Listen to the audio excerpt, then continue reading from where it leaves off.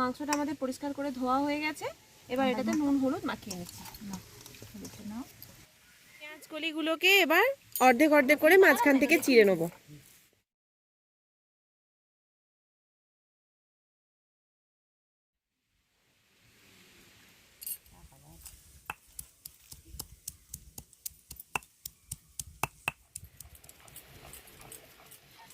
মশলা বাটা হয়ে গেছে, এবার আমরা রান্নাটা শুরু করব। তেল গরম হয়ে গেছে, এবার অল্প চিনি দিয়ে দিচ্ছি।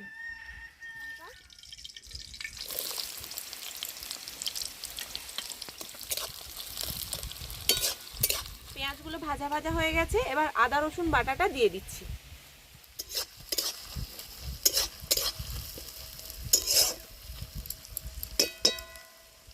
এবার দিয়ে দিচ্ছি হলুদ গুঁড়ো।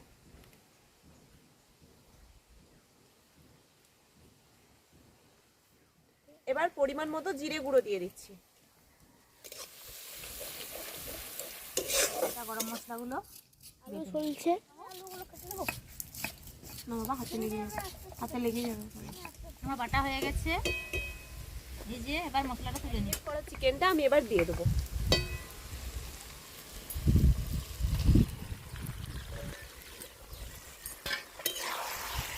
যে লঙ্কাগুলো আজ বাটলাম আমি, সেগুলো কুল লঙ্কা, সেগুলো প্রচণ্ড ঝাল, হাতটা আমার জ্বালা করছে। এই যে খুব ঝাল।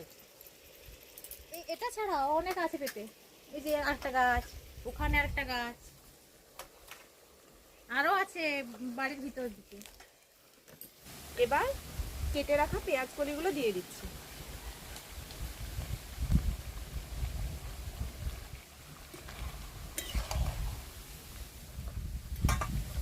এবার ঢাকা দিয়ে দিচ্ছি।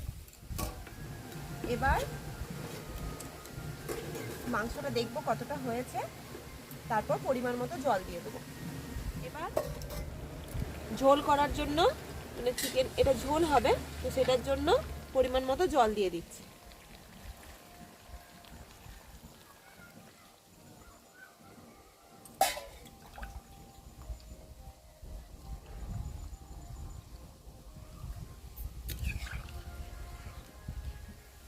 ঢাকা দিয়ে দিচ্ছি, ততক্ষণ মাংসটা ফুটুক একটুখানি।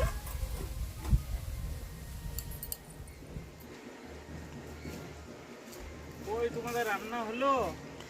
হ্যাঁ, হয়ে গেছে। চিকেনটা হয়েছে? এবার বেটে রাখা গরম মশলা আর লঙ্কা বাটা দিয়ে দিচ্ছি।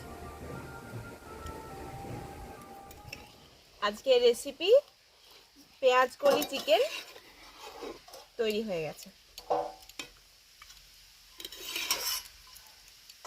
খুব সুন্দর কালার হয়েছে আর গন্ধটা খুব সুন্দর বেরিয়েছে। আছে কিনা? বাহ, বেশ সুন্দর কালারটা লাগছে।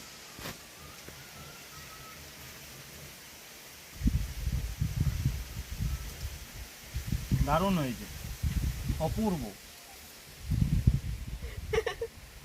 ভালো হয়েছে।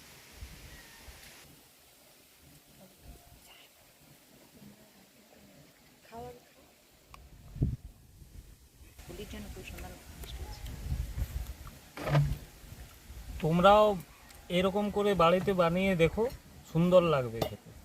আমাদের ভিডিওটি ভালো লাগলে ভিডিওটিকে তোমরা লাইক করে বন্ধুদের সাথে অনেক অনেক শেয়ার করো, আর আমাদের চ্যানেলটাকে সাবস্ক্রাইব করে আমাদের পাশে থেকো। ধন্যবাদ।